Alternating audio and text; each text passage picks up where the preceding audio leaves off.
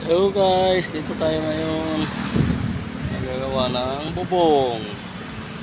Palit tayo ng bubong guys. So, ito guys, ano nila, nilalagyan ng used oil at saka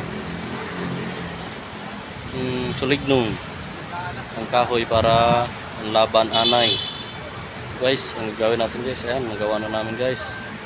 Ayan po guys, hanggang dulo po guys ang gagawin namin.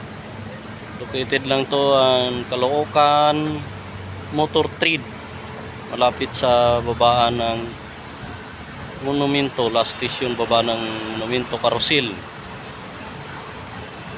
Ito. Ayaw magtinag, gusto nila magtrabaho, wala pang alauna. Hello, welcome. Thank you guys, so daming chiko dito guys. A&L Modular Cabinet Finishing Carpentry Project na roofing. Thank you guys. PM na lang sa may gusto na pati renovate.